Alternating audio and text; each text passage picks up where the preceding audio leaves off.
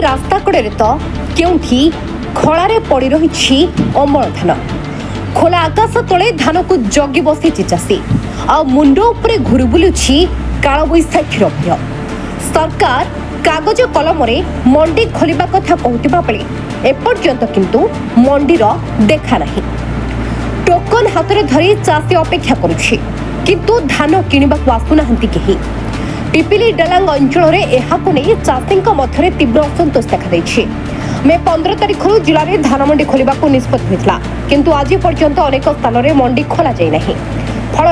चाषी निज अमल धान को खोला आकाश तले रखा बाध्य होइछि। वर्षा हेले धान नष्ट होबार भय चाषी दिन राति जगी रहुछि। चाषी अभियोग प्रतिवर्ष एभली अव्यवस्था जोगु सेमाने असहाय होई पड़ुछंती। सरकारी अवहेला एवं प्रशासनिक अनाग्रह जोगु चाषी माने चाष कामरू मुह फेराइबाकू बाध्य होउछंती। टोकन मिलिथिले मध्य धान बिक्री न हेबारु चाषींक मध्यरे असंतोष बढ़ुछि। सेपटे जिला परिषद सभ्य धरणीधर साहू सरकार को समालोचना करी कहिसंती केवल कागज कलम रे मंडी खोलिबार घोषणा होइछि किंतु भूमि स्तर रे कोनोसी आंतरिकता देखा जाउनी। जदि शीघ्र मंडी खोला न जाए तेबे बीजेडी नेता रुद्र प्रताप महारथी नेतृत्व में राजरास्ता को ओह्लाई आंदोलन कराजिबो बोली से चेतावनी दैछंती। चाषी धान खोला आकाश तले पड़ी रही बेले प्रशासन केबे सचेतन हेबो एवं केबे खोलिबो धान मंडी ताहाकु नै एबे सबुठी प्रश्न। ब्यूरो रिपोर्ट दी रूराल न्यूज ओडिया।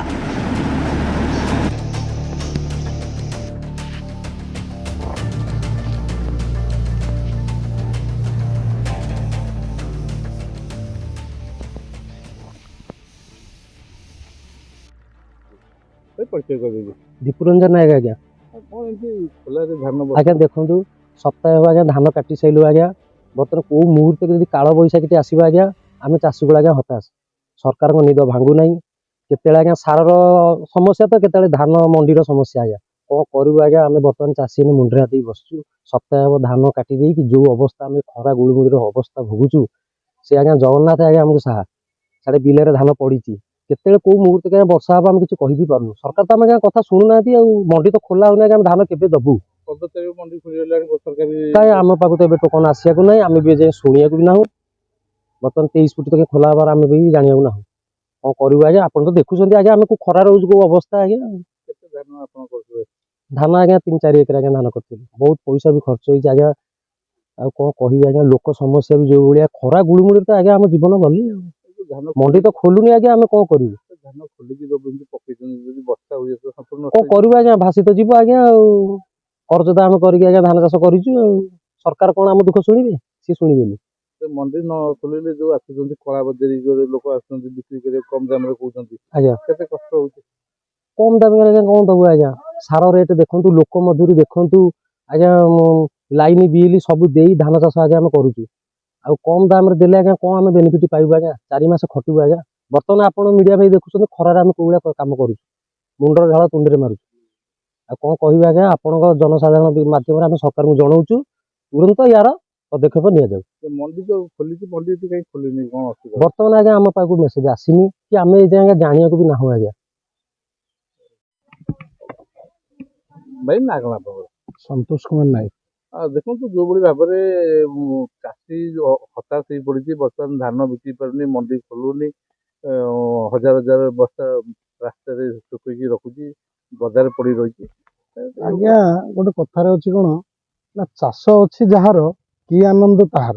यहाँ गोटे आमर गोटे कहवा कथा किंतु प्रकृत जिनस देखिले गोटे चाषी जो चाष अच्छी जार कि आनंद ताहार यहाँ कि आनंद नुह कि कष्ट तार आप पछपटे धाड़ी देखिपे ये जो 48 डिग्री खरार गोटे चाषी माने धान को आनी काटी 7-8 दिन 10 दिन हम माने रास्तार 48 डिग्री खरार घांटुची जदि कौन मुहूर्त गोटे काल बैशाखी हो जाए ताले चाषी लक्ष लक्ष टंका खर्च करी करज करी धान करिछि बिलेरे धान पड़ी खलारे धान पड़ी धान किछि सुखा होइछि अचानक से धान तक कौन हम ना भासी जीव चाषी कौन हम ना 4 मास जो परिश्रम करिछि से हताश होइकी बसिबो गोटे समस्या आमर आज को 15 दिन हेलानी माने मंडी खोलिबार गोटे डिक्लेयर हो गलानी किंतु मंडी एपर्यंत खोली नाही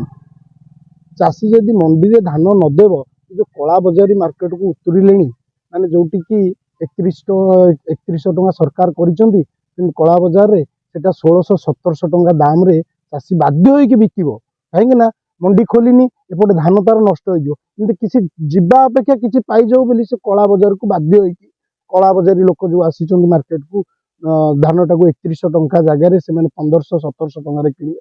ଏହା ହଉଛି ସମସ୍ୟା ଏଇଟା ସରକାର ନିହାତି ଜାଣିବା ଦରକାର ଯେ ଚାଷୀର ପ୍ରକୃତ ସମସ୍ୟାଟାକୁ ଯଦି ସରକାର ନିରୀକ୍ଷଣ ନ କରିବେ ତାହେଲେ କୌଣସି ଚାଷୀର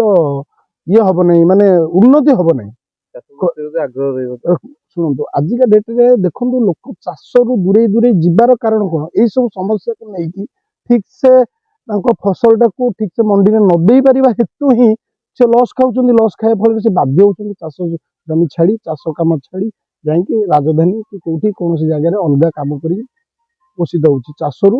ଟିକେ ଦୂରେଇ ଲୋକ ରହୁଛନ୍ତି ଯଦି ଚାଷକୁ ଆପଣେଇବାକୁ ହବ ସରକାରଙ୍କର ନିହାତି ପଦକ୍ଷେପ ରହିବା ଦରକାର ଚାଷୀଙ୍କ ପ୍ରତି ମନୋଭାବ ରହିବା ଦରକାର କିନ୍ତୁ ଚାଷୀ ଖାତା ପେନ୍ କାଗଜପତ୍ରରେ କେବଳ ଚାଷ ପାଇଁ ସବୁ କିଛି ଦଉଛନ୍ତି ଇଏ ହେଉଛି କିନ୍ତୁ ରିଅଲ ଲାଇଫରେ ଦେଖିଲେ ସେଇଟା ତା ନୁହେଁ ଆପଣ ଦେଖନ୍ତୁ 15 ଦିନ ହେଲା ମଣ୍ଡି ଖୋଲିବାର ଗୋଟେ ଇଏ ହେଇଗଲାଣି ମାନେ କ'ଣ ଡିକ୍ଲାରେସନ ସରିଗଲାଣି କିନ୍ତୁ ଏପର୍ଯ୍ୟନ୍ତ ମଣ୍ଡି ଖୋଲିନି ଧାନ କୋଉ ଅବସ୍ଥାରେ ପଡ଼ିଛି ଆଜ୍ଞା ଦେଖନ୍ତୁ ବର୍ଷା ଟିକେ ହେଇଗଲେ ଜିତେନ୍ଦ୍ର ବରା ଦେଖନ୍ତୁ ଧାନ ହେଉଛି 15 ଦିନ ହେଲା ଆମେ ଧାନ କାଟିକିରି ବହୁ କଷ୍ଟରେ ଖରା ଉପରେ ଅମଳ କରିକି ବର୍ଷା ଭୟରେ ଆମେ ତାକୁ ଘୋଡ଼େଇକି ରଖିଛୁ ବାହାରେ କିନ୍ତୁ 15 ତାରିଖ ମେ 15 ତାରିଖକୁ ଆମର ଟୋକନ ଆସିଥିଲା ଆଜି 24-23 ତାରିଖ ହେଲାଣି ଧାନ ନେବାର କୌଣସି ଆମ ପାଖକୁ ସୂଚନା ନାହିଁ ଆମେ ଧାନକୁ ଘୋଡ଼େଇକି ବର୍ଷା ଦାଉରୁ ରକ୍ଷା କରିବା ପାଇଁ ଧାନକୁ ବସ୍ତା କରିକିରି ଛୋଟ ଘରେ ରଖିଛୁ ଯାହାକି ବର୍ଷାରେ ଓଦା ହେଇକିରି ଗଜା ହେବା ସମସ୍ୟାକୁ ଆସିଛି ବର୍ଷାରେ ଏହି ଅବସ୍ଥାରେ ଚାଷୀ ଆମେ ରହିଛୁ ଧାର ଖରଚ କରିକି ଧାନ ଚାଷ କରିଛୁ ଲୋନ୍ କରିଛୁ ସୋସାଇଟିରୁ ଏ ବର୍ଷ ଆମେ 2 ଏକର ପ୍ଲସ୍ କରିଛୁ ଧାନ 60-70 କୁଇଣ୍ଟାଲ ଖଣ୍ଡେ ଅମଳ କରିକି ଗଦାରେ ମାନେ ଦୁଆରେ ଗଦେଇକି ରଖିଛୁ ଯଦି ବର୍ତ୍ତମାନ ଧାନ ନ ହେଉଥିବ ତେବେ କୋଉ ସମସ୍ୟା ଆମେ ଆଉ 8 ଦିନ ଅପେକ୍ଷା କଲା ପରେ ଆମ ଧାନ ତ ନଷ୍ଟ ହେବ ନିଶ୍ଚିତ ଟୋକନ ଆସିଛି 15 ତାରିଖ ମେ 15 ତାରିଖକୁ ଆସିଥିଲା ମଣ୍ଡି ଖୋଲି ନାହିଁ ଯଦି ଧାନ କ୍ଷୟକ୍ଷତି ଯୋଉ ହବ ଯଦି ଆମେ ହତାଶ ହେବୁ ଲୋନ୍ କରିକି ଲୋନ୍ ସୁଝିବାକୁ ଆମେ ଚାହୁଁଛୁ କେମିତି ସରକାର ଦୃଢ଼ ପଦକ୍ଷେପ ନେଇକି ଧାନ ଶୀଘ୍ର ଉଠାଇବା ପାଇଁ ଇଏ କରନ୍ତୁ ନହେଲେ ଆମେ ରାଜରାସ୍ତାରେ ବାଧ୍ୟ ହେଇକି ଅନଶନ କରିବୁ